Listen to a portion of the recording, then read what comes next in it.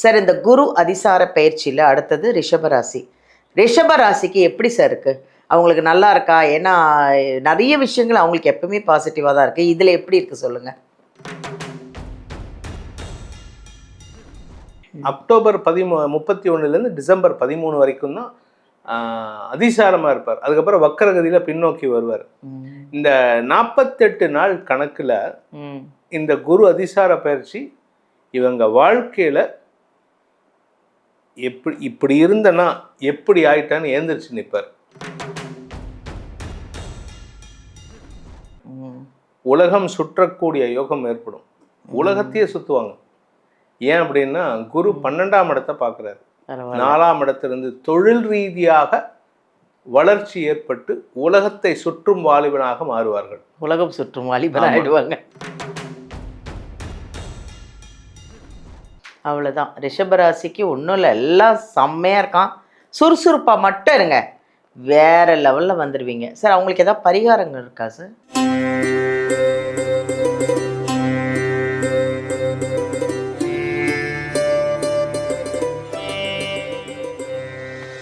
Hi, எல்லாருக்கும் வணக்கம். நான் உங்கள் பாலாம்பிகா. உலகமெல்லாம் பார்த்து ரசித்து எங்களுக்கு நிறைய கமெண்ட்ஸ் கொடுத்து இந்த ஜோதிட யுகம் சேனலை வந்து நீங்கள் அவ்வளோ அழகாக பிரபலமாக்கி உங்களோட என்னென்ன விஷயங்களை உங்களுக்கு நாங்கள் கொண்டு வந்துட்ருக்கோம் அப்படிங்கிறது உங்களோட கமெண்ட்ஸில் பார்த்து தாங்க நாங்கள் நிறைய தெரிஞ்சுக்கிட்டோம். இன்னும் என்ன பண்ணலாம், எத்தனை ராசி பலன் பயிற்சிகள்லாம் உங்களுக்கு கொடுக்கலாம் அப்படின்னு ஒன்றா ஒரு ஜோதிடர்களையும் கூப்பிட்டு உங்களுக்கான விஷயங்களோட பரிகாரத்தோட நிறைய விஷயங்கள் நீங்கள் எங்களுக்கு கமெண்ட் கொடுத்துருக்கும் போது இந்த பரிகாரம்லாம் நல்லா இருக்குது, அந்த பரிகாரத்தை பார்த்து நாங்கள் செஞ்சு இன்றைக்கி நல்லா இருக்கோம், ரொம்ப நல்லா இருக்குது அப்படின்னு உங்களோட கமெண்ட்ஸை பார்த்து தான் நாங்கள் ஒரு நிகழ்ச்சியாக உங்களுக்கு கொண்டு வந்துட்ருக்கோம். இன்றைக்கி அப்படி ஒரு அருமையான ஒரு பதிவுங்க, ரொம்ப ஒரு வித்தியாசமான பதிவு. குரு அதிசார பயிற்சி, அது ஒரு அருமையான பதிவுங்க. பதிவுன்னு சொல்ல முடியல. இந்த குரு அதிசார பயிற்சியில் 12 ராசியும் எப்படி இருக்கும், குரு அதிசார பயிற்சினா என்ன, அது எப்போ வருது அப்படின்னு ஒரு அருமையாக உங்களுக்காக 12 ராசிக்கும் அழகாக எடுத்துகிட்டு வந்திருக்காரு நம்ம வேத ஜோதிடர் பிரகாஷ் நரசிம்மன் அவர்களை தான் நம்ம சந்திக்க போகிறோம். உங்களுக்காக உங்கள் 12 ராசிக்காக தாங்க சொல்ல வந்திருக்காரு. எல்லாத்தையும் 12 ராசிக்கும் இந்த குரு அதிசார பயிற்சி எப்படி இருக்கும்னு கணிச்சு கொண்டு வந்திருக்காரு. அதனால் ஃபுல்லாக வீடியோ பாருங்கள், ஸ்கிப் பண்ணிடாதீங்க. இது உங்களுக்கான பதிவு. அவரை சந்திப்போமா? வாங்க பார்க்கலாம். வணக்கம் சார். வணக்கம்மா, எப்படி இருக்கீங்க? நல்லா இருக்கேன். அதுக்கு முன்னாடி நம்ம நேயர்கள் ஒரு இன்ட்ரோ கொடுங்க சார். கண்டிப்பாக. நம்ம ஜோதிடர் யுகம் நேயர்கள் அனைவருக்கும் அடியன் வேத ஜோதிடர் பிரகாஷ் நரசிம்மனின் அன்பான வணக்கங்கள்.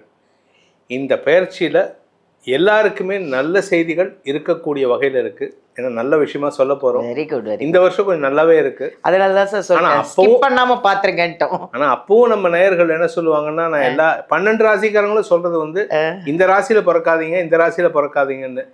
நம்ம பிறப்பு என்னங்கிறது அவனுக்கு தான் தெரியும். கரெக்ட். அதனுடைய ஒரு சின்ன டீஸ்பூன் மட்டும் தான் நம்ம இப்போ ஜோசியமாக பார்க்க போகிறோம். Very good. என்ன ஏதுங்கிறத நம்ம டிஸ்கஸ் பண்ணுவோம்.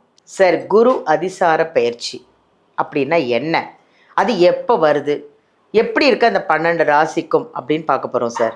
கண்டிப்பாக. குரு அதிசார பயிற்சி முதல்ல எப்போ வருதுன்னு சொல்லிடுறேன், அப்புறமா என்னங்கிறத சொல்கிறேன். குரு அதிசார பயிற்சி வந்து திருக்கணித பஞ்சாங்க பிரகாரம் அக்டோபர் 31 அன்னைக்கு பயிற்சி ஆகிறார். அது என்ன நடக்கிறது அப்படின்னா, கடகராசியில உச்சஸ்தானத்தில் இருக்கிற குரு சிம்ம ராசிக்கு பயிற்சி ஆகிறார், அடுத்த ராசிக்கு. இது வந்து ஒரு ஷார்ட் டியூரேஷன் தான். இது ஷார்ட் டியூரேஷன் போயிட்டு திருப்பி வக்கரகதியில மறுபடியும் கடகராசிக்கு வந்துடுவார். அந்த அதிசாரமா இருக்கிறது வந்து கிட்டத்தட்ட ஒரு 40 நாள் தான். அதாவது அக்டோபர் 31 டிசம்பர் 13 வரைக்கும் தான் அதிசாரமா சிம்ம ராசியில இருப்பார். டிசம்பர் 13 அதிசாரத்துல வக்கரம் அடைஞ்சு ஜனவரி 24 அன்னைக்கு மறுபடியும் கடகராசிக்குள்ள வந்துடுவார் வக்கரமாவே. ஸோ இப்போ அடுத்தது நம்ம வந்து உங்களுக்கு ஒரு லீடும் கொடுக்குறேன். அடுத்தது நம்ம வந்து குரு வக்ர பயிற்சியும் நம்ம பண்ண போகிறோம். ஏன்னா நீங்கள் ஆக்சுவலாக கொடுக்கணும், நான் சொல்லிட்டேன். என்ன அப்படின்னா, இந்த குரு அதிசாரம் அப்படின்னா முதல்ல அதுக்கு முன்னாடி ஒரு விஷயம் சொல்லணும். ஹிந்து தர்மம் வந்து சனாதன தர்மம் தான் நம்ம கேள்விப்பட்டிருக்கோம். ஆமாம். சனாதனம்னா என்ன அப்படின்னா லாங் ஸ்டாண்டிங், ரொம்ப வருடமாக இருக்கிறது. இப்போ வந்து ஒரு எக்ஸாம்பிள் சொல்லணும் அப்படின்னா புரட்சி தலைவர் எம்ஜிஆர், அடுத்தது வந்து நடிகர் திலகம் செவாலிய சிவாஜி கணேசன், சூப்பர் ஸ்டார் ரஜினிகாந்த், அதுக்கப்புறம் உலகநாயகன் கமலஹாசன். இவங்க 4 பேருமே பார்த்தீங்கன்னா கிட்டத்தட்ட லாஸ்ட் ஒரு 60 வருஷமா தமிழக சினிமாவை, இன்ஃபேக்ட் இந்தியன் சினிமாவே அவங்க கூழ் வச்சு நடத்திட்டு இருக்காங்க. இந்த லாங் ஸ்டாண்டிங்கா இருக்காங்களே, இதுக்கு பேர் தான் சனாதனம். சனாதனம்னா உடனே வந்து ஏதோ பேசுறதெல்லாம் வேண்டாம், நம்ம அரசியல் போக வேண்டாம், அடுத்தவங்களை பத்தி தப்பா பேச வேண்டாம். ஆனா இந்த சனாதனத்தோட ஸ்பெஷாலிட்டி, அதோட அர்த்தம் நிறைய பேருக்கு தேவைதான் சார். ஆமா, இந்த சனாதனத்தினுடைய ஸ்பெஷாலிட்டி என்னன்னா, இப்பதான் வந்து நாசாவும் இங்கிலீஷ்காரங்களும் சயின்ஸ்னு சொல்லக்கூடிய விஷயத்த பலாயிரம் வருஷத்துக்கு முன்னாடியே சயின்டிஃபிக்கா சொல்லிட்டாங்க. அந்த சயின்ஸ் தான் இந்த அதிசார பயிற்சி. குரு அதிசாரம் எப்போ ஏற்படும் அப்படின்னா, குரு இருக்கிற இடத்துல, குரு இருக்கிற ராசியிலேருந்து சூரியன் வந்து 5ஆம் ராசி, 6ஆம் ராசி, 7ஆம் ராசி, 8ஆம் ராசி, 9ஆம் ராசி, இந்த 5 ராசிகள்ல சூரியன் டிராவல் பண்ணும்போது, குரு இருக்கிற இடத்துலேருந்து இந்த சூரியன் வந்து இந்த 5 ராசிகள்ல டிராவல் பண்ணும்போது குரு அதிசார பயிற்சி ஏற்படும். அப்போ இப்போ வந்து கடகத்துல இருக்காரு, சூரியன் வந்து 5ஆவது ராசி பார்த்தீங்கன்னா விருச்சிக ராசிக்கு போகும்போது தான், விருச்சிக ராசிக்குள்ள என்ட்ரு ஆகும்போது இந்த அதிசார பயிற்சி துவங்கும். ஸோ விருச்சிகம், தனுசு, மகரம், கும்பம், அந்த 5 ராசிகளில் 5, 6, 7, 8, 9 இந்த ராசிகளில் டிராவல் பண்ணும்போது குரு அதிசார பயிற்சி நடக்கும். இந்த குரு அதிசார பயிற்சினா சிம்பிள் என்ன அப்படின்னா, நம்ம பூமியிலேருந்து குரு பக்கத்தில் இருப்பார், சூரியன் வந்து லாங் டிஸ்டன்ஸில் இருப்பார். அப்போ பார்க்கறதுக்கு என்ன தோணுன்னா, குரு ஃபாஸ்ட்டாக ட்ராவல் பண்ணுற மாதிரி தெரியும். ஸோ அந்த குரு ஃபாஸ்ட்டாக, அதாவது அதிக பிரசங்கித்தனமாக போகிற மாதிரி தெரியும், ஆனால் அவர் ஃபாஸ்ட்டாக ட்ராவல் பண்ணல. நம்மளுடைய பர்செப்ஷன், நம்ம பார்க்குற பார்வை. இப்போது நம்ம வந்து இங்கேருந்து பார்க்குறோம் அப்படின்னா ட்ரெயின் ஃபாஸ்ட்டாக போகுதுன்னு சொல்லுவோம். அதே ஒரு ஃப்ளைட்டு, மேலே போகிற ஃப்ளைட்டு மெதுவாக போகுது, அது மெதுவாக போகுது, 650 கிலோமீட்டர் ஸ்பீடில் போகுது. அது மாதிரி தான் இந்த குருவும் நம்மளை சூரியனோட ஃபாஸ்ட்டாக ட்ராவல் பண்ணுறதுக்கு பேர் குரு அதிசார பயிற்சி. அந்த குரு அதிசார பயிற்சி சிம்ம ராசிக்கு போனால் என்னென்ன நல்ல பலன்கள் எல்லாருக்கும் இருக்குங்கிறத இப்போ ஒவ்வொரு ராசிக்கும் நம்ம பார்க்க போகிறோம். நீங்கள் கேள்வி கேட்க போகிறீங்க. ஏன்னா நிறைய பேர்த்துக்கு அதிசாரம்னா என்னன்னு தெரியாது, வக்ரம்னா என்னன்னு தெரிய மாட்டேங்குது. அடுத்தது வக்ர பயிற்சியை பற்றி பேசும்போது அடுத்த எபிசோடில் அதை பற்றி பேசலாம். Thank you thank you. நீங்கள் சொல்கிறதுக்கு முன்னாடியே நான் சொல்லி ஓகே சார், அருமையான ஒரு இன்ட்ரோ சார், இன்ட்ரடியூஸ் நீங்கள் அழகாக அதை உண்மையிலேயே குரு அதிசார பயிற்சி அப்படின்னா நிறைய பேருக்கு தெரியாது, அது அழகாக நீங்கள் எக்ஸ்பிளனேஷன் கொடுத்து தெரிய வச்சிங்க சார். இந்த குரு அதிசார பயிற்சியில் அடுத்தது ரிஷபராசி. ரிஷபராசிக்கு எப்படி சார் இருக்குது? அவங்களுக்கு நல்லா இருக்கா? ஏன்னா நிறைய விஷயங்கள் அவங்களுக்கு எப்பவுமே பாசிட்டிவாக தான் இருக்குது, இதில் எப்படி இருக்குது சொல்லுங்கள். ஒரு வீட்டில் ரிஷபராசியில் ஒரு குழந்தை இருக்கு அப்படின்னா அந்த வீடு ஆசீர்வதிக்கப்பட்ட வீடு. அதுவும் ரிஷபராசியில் ரோகிணி நட்சத்திரத்தில் பிறக்குது அப்படின்னா அந்த குடும்பத்தோடைய எல்லா கர்மாவையும் இந்த ரோகிணி நட்சத்திர குழந்தை கழிக்கும். அப்பேற்பட்ட ஒரு யோகமான ராசி இந்த ரிஷபராசி. அவங்களுக்கு எப்படி இருக்கு அப்படின்னு கேட்டா, அவங்களுக்கு ரிஷபராசிக்கு 4ஆம் இடத்துக்கு குரு பயிற்சி ஆகிறார். இந்த குரு அதிசார பயிற்சி நம்ம ஏற்கனவே பேசின மாதிரி அக்டோபர் 31 டிசம்பர் 13 வரைக்கும் தான் அதிசாரமாக இருப்பார். அதுக்கப்புறம் வக்கரகதியில் பின்னோக்கி வருவார். இந்த 48 நாள் கணக்கில் இந்த குரு அதிசார பயிற்சி இவங்க வாழ்க்கையில் இப்படி இருந்தனா எப்படி ஆயிட்டான்னு ஏந்திரிச்சு நிற்பார். Very good. அதாவது வளர்ச்சி அந்த அளவுக்கு இருக்கும். இவங்களுடைய வாழ்க்கையில ஒரு பெரிய வளர்ச்சி, அடுத்த கட்டத்திற்கு நகரக்கூடிய வாய்ப்பு இருக்கு. உலகம் சுற்றக்கூடிய யோகம் ஏற்படும்.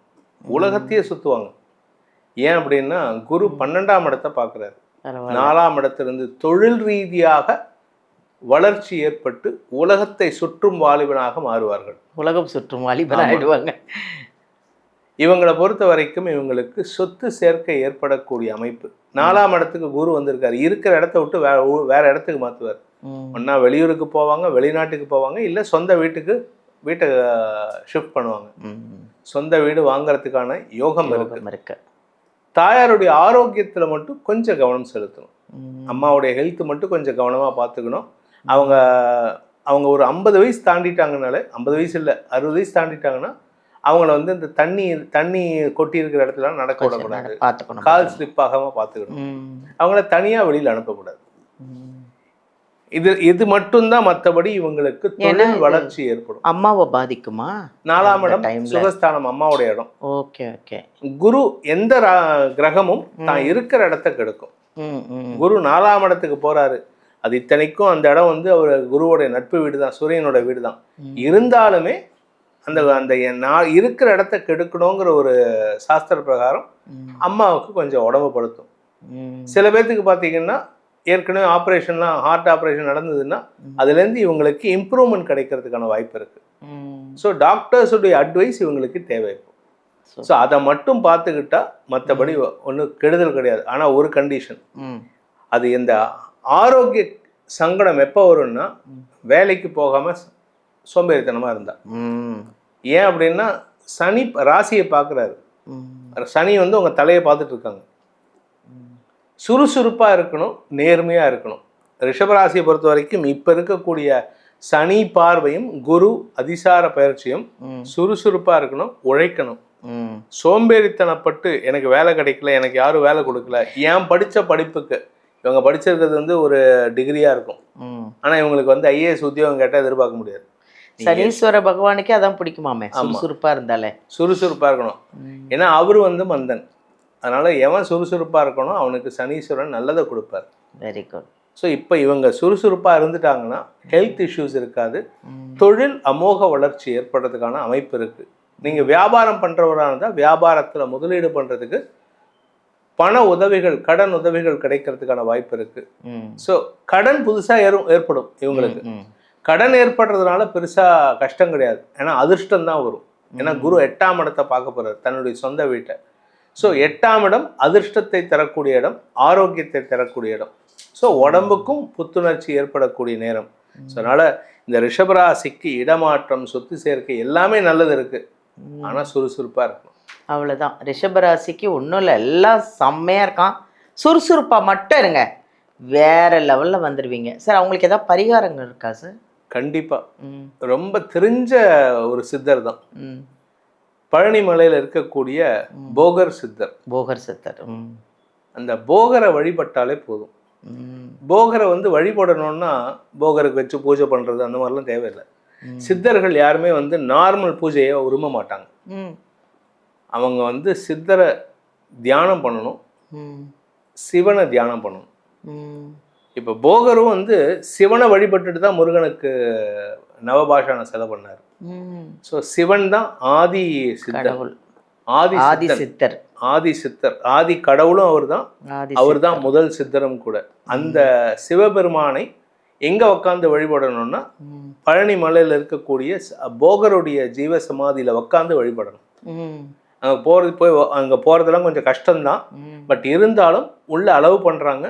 நான் போயிருக்காங்க, நான் போயிட்டு அங்கே ஒரு ½ அன் ஹவர் பக்கத்தில் மெடிடேட் பண்ணியிருக்கேன். Very good. அங்கே போயிட்டு வந்தாலே வந்து அந்த எனர்ஜி நல்லா தெரியும்.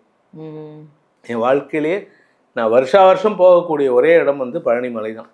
ஏன்னா அங்கே இல்லாத ரகசியம் எதுவும் கிடையாது, ஆனால் அதை உணரத்துக்கு அவ்வளோ ஈஸி கிடையாது. அந்த பழனிமலை போகர் சித்தர் தான் இவங்க ரிஷபராசி நண்பர்களுக்கான வழிபாட்டு தெய்வம்.